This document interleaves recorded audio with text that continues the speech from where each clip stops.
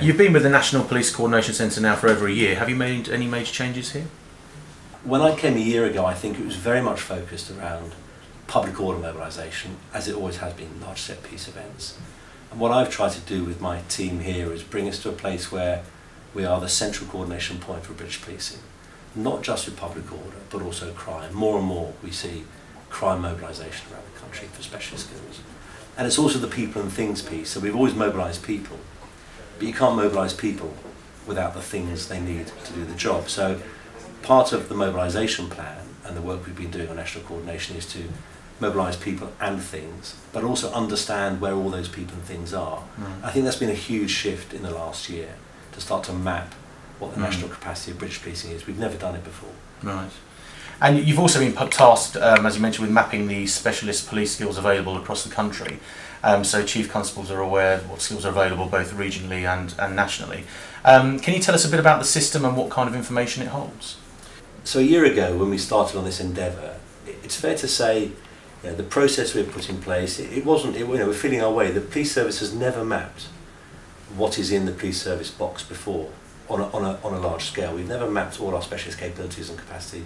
We haven't done the number counting. So up until about a year ago, we couldn't just press a button and say we've got this many family liaison officers, we've got this many specialist firearms officers, and now we can. And the process has been one where we've designed row profiles with the National Police Chiefs Council area leads, so there's a lead for surveillance, there's a lead for firearms.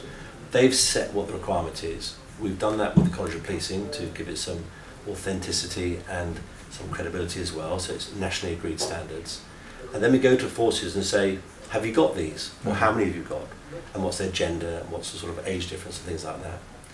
The original process was it was done on a spreadsheet a year ago, but we've been building with KPMG, who are our partners, a IT-based, web-based system, which all police forces can access, which they can now input directly onto the system, and they can look at directly from their own forces. So for the first time ever now, we're at a place, we're not quite there, but almost there, where we can press a button and say exactly how much of anything we've got in policing around most of the specialist skills. That's from dog handlers and firearms officers, to PSU officers, to types and sorts of detectives. We could never do that before, and it sounds a bit like an HR process in some respects, and I suppose it is, if I'm honest about it, but we've never been able to do it nationally from the centre.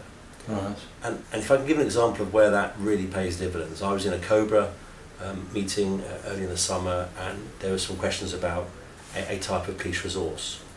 And I was able to say very quickly, by going through the sort of system, how many of that resource we had in the country at that point. We've never been able to do that before, so I think it's really powerful information that helps chief constables and helps police forces make decisions about their capacity based on the threats they're facing.